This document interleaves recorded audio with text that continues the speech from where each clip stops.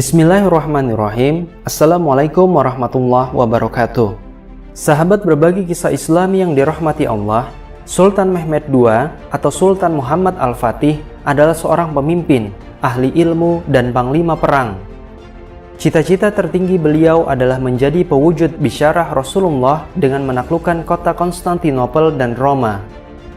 Sejak kecil, sang sultan sudah dibentuk oleh keluarga dan lingkungan beliau untuk menjadi pemimpin terbaik sebagai syarat mewujudkan janji Rasulullah SAW tersebut. Sultan Murad II, ayah dari Sultan Mehmed, telah mempercayakan Mehmed kecil kepada ilmuwan dan ulama terbaik di masa Kesultanan Utsmani. Sang ayah mendidiknya bukan hanya sebagai ahli perang, namun juga Mehmed diproyeksikan sebagai seorang yang berilmu pengetahuan luas serta memiliki ketaatan luar biasa kepada Allah Subhanahu wa Ta'ala.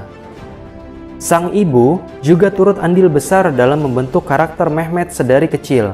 Setiap selesai sholat subuh, sang ibu membawa anaknya tersebut melihat benteng Konstantinopel dari kejauhan. Ia berkata, "Wahai anakku, namamu adalah nama Nabi Muhammad SAW, Nabi kita, seorang yang pernah mengatakan bahwa benteng itu pasti akan ditaklukkan, dan kaulah yang akan menaklukkannya."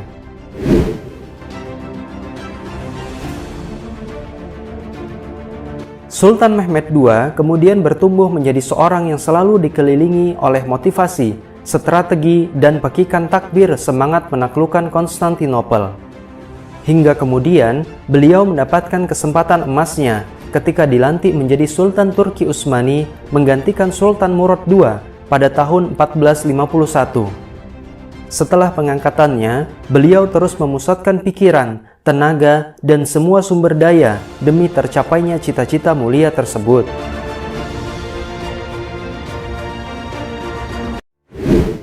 Sahabat yang dirahmati Allah, pada bulan Desember hingga Januari 1453, Sultan Mehmed II memasuki masa-masa puncak pada rencana penaklukan benteng Konstantinopel. Beliau menghabiskan malam-malam yang panjang tanpa ada rasa kantuk, karena ada banyak hal yang mengusik pikiran beliau. Salah satunya adalah bagaimana pasukan Turki Utsmani bisa memiliki senjata untuk menjebol benteng pertahanan rakyat Bizantium tersebut.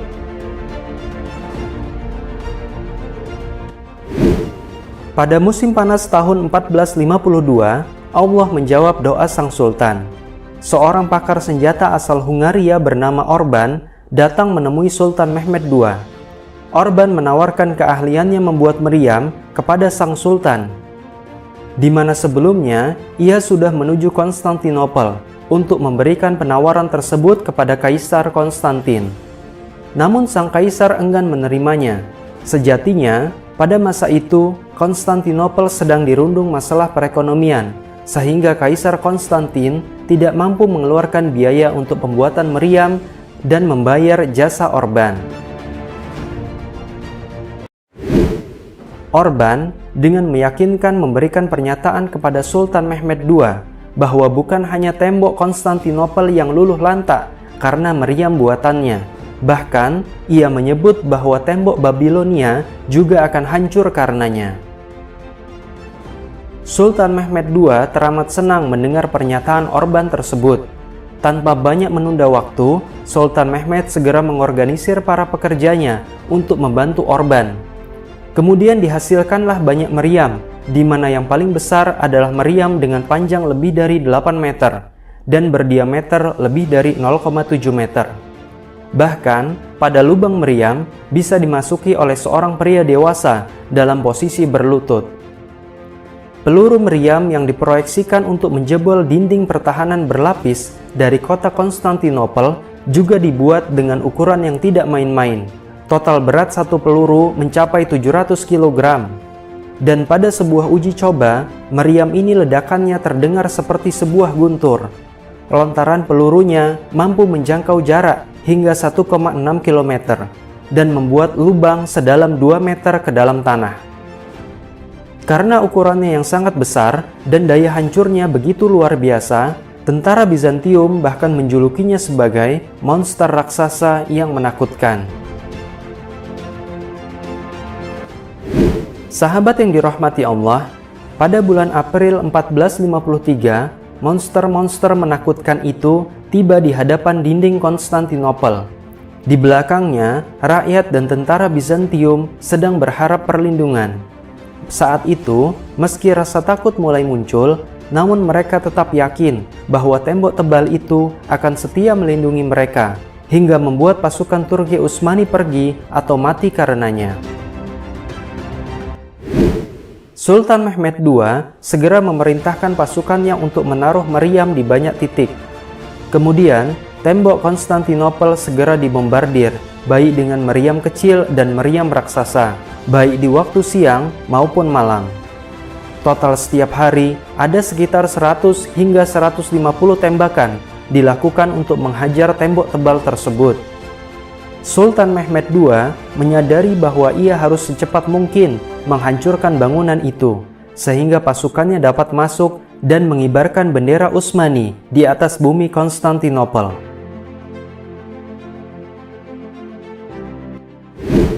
Benar saja, peluru meriam dapat menghancurkan apapun yang dihantamnya.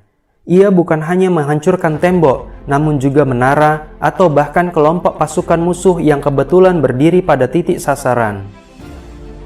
Situasi pengepungan yang menakutkan ini membuat nyali penduduk dan Kaisar Konstantin berada pada titik terlemah. Ia tidak pernah menyangka bahwa bayangan akan kehancuran tembok sudah sedekat ini. Hal itu diwajarkan mengingat selama ratusan tahun belum pernah ada upaya penaklukan semasif dan sedahsyat pasukan Sultan Mehmed. Beragam cara dilakukan Kaisar untuk meluluhkan hati sang Sultan. Ia mengirim surat dengan tawaran macam-macam ketaatan dan ribuan keping emas. Dengan itu, Kaisar Konstantin berharap Sultan Mehmed akan segera mengurungkan niatnya dan angkat kaki dari wilayah Konstantinopel. Namun, alih-alih menerima tawaran, mempertimbangkannya pun tidak. Sultan Mehmed dengan nama Allah bersumpah bahwa ia tidak akan meninggalkan pengepungannya kecuali ia menaklukkan kota tersebut sesuai dengan janji Rasulullah Muhammad SAW. Kaisar Konstantin dan rakyat Konstantinopel semakin sedih mendengar pernyataan tersebut. Dikala mereka sibuk memikirkan nasib Konstantinopel ke depan, meriam sang Sultan tidak henti-hentinya membuat kerusakan pada tembok pertahanan mereka.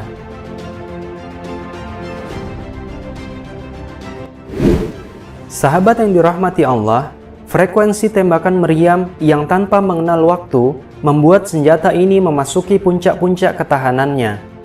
Sehingga untuk mencegah agar meriam-meriam tidak pecah, Orban, sang pembuat meriam, menginstruksikan pasukan untuk melumuri senjata itu dengan minyak segera setelah menembakkannya. Hingga pada akhirnya, sebuah bencana terjadi. Salah satu meriam meledak karena tidak kuat menahan suhu panas. Ledakan itu naasnya mengenai Orban sendiri, sehingga sang pembuat meriam legendaris itu harus mati akibat senjata buatannya.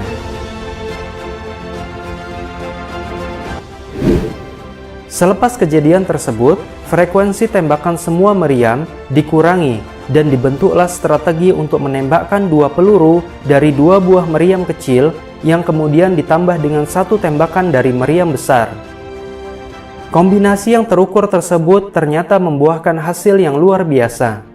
Tembok Konstantinopel dirusak dengan lubang yang lebih besar, sehingga tidak mampu lagi diperbaiki oleh para penduduk dan tentara musuh.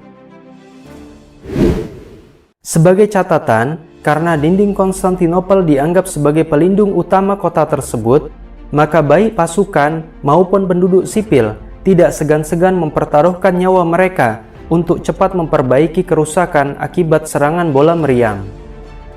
Namun, lama-kelamaan karena bombardir yang tiada henti, maka mereka pun juga kelelahan dengan aktivitas perbaikan tersebut. Para penduduk bahkan juga disibukkan dengan aktivitas mencari persediaan makanan karena pengepungan yang dilakukan oleh Sultan Mehmed, baik dari darat maupun dari laut, secara otomatis membuat arus pasokan logistik dari luar terhenti. Harapan perlindungan di balik tembok perlahan hilang seiring dengan suara silih berganti ledakan meriam. Sang monster setia yang Allah kirimkan kepada Sultan sebagai senjata terbaik abad itu. Sahabat yang dirahmati Allah, pada pagi hari 29 Mei 1453, Sultan Mehmed II mengerahkan seluruh pasukannya untuk menyerbu Konstantinopel. Ini adalah penyerangan puncak dengan melibatkan pasukan terlemah hingga pasukan terkuat, yaitu strata pasukan Utsmani paling elit saat itu, Satuan Yeniseri. Setelah pengepungan meriam selama 54 hari dengan upaya penghancuran yang nyaris tiada henti, akhirnya tembok Konstantinopel rusak di banyak tempat, hingga membuat kualitas pertahanan pasukan musuh semakin memburuk. Kondisi itu membuat pasukan Sultan Mehmed setapak demi setapak masuk ke dalam gerbang pertahanan tentara Konstantinopel. Saat semua pasukan di setiap lini sedang bersusah payah menggapai kemenangannya, Allah mendatangkan sebuah pertolongan.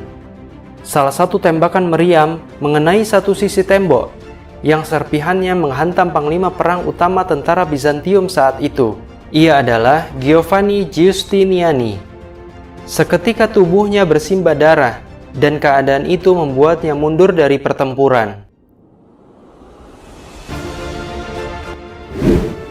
Saat komandan perangnya menyerah, para pasukan musuh mengalami kemerosotan mental luar biasa. Bahkan Kaisar Konstantin, sang puncak pimpinan tertinggi, tidak mampu lagi mengorganisir anak buahnya. Pada akhirnya, atas izin Allah Subhanahu wa Ta'ala, seorang pasukan dari Satuan Yeniseri berhasil mengganti bendera Bizantium, dan setelah itu, hanya dalam hitungan menit, pasukan Sultan Mehmed II berhasil mengambil alih kota Konstantinopel. Sahabat yang dirahmati Allah, Sultan Mehmed II atau Sultan Muhammad Al-Fatih mengucap syukur kepada Allah Subhanahu wa Ta'ala atas limpahan kemenangan yang diberikan kepada diri dan pasukannya. Sultan Mehmed II akhirnya mampu mewujudkan bisyarah Rasulullah yang menyatakan bahwa Konstantinopel akan takluk di tangan umat Islam oleh panglima dan pasukan terbaik. Penaklukan penting ini akan terus dikenang dan dikisahkan sebagai keberhasilan puncak sang sultan dengan melibatkan pasukan, persenjataan, dan strategi perang terbaik di masanya, di mana semua itu dibalut dengan ketaatan kepada Allah Subhanahu wa Ta'ala sebagai sumber utama dari sebuah kemenangan. Sahabat yang dirahmati Allah, pada akhirnya saya sebagai narator cerita harus undur diri. Kepada Allah saya mohon ampun, dan kepada sahabat semua saya mohon maaf. Semoga kita bisa mengambil pelajaran terbaik dari kisah ini. Wassalamualaikum warahmatullahi wabarakatuh.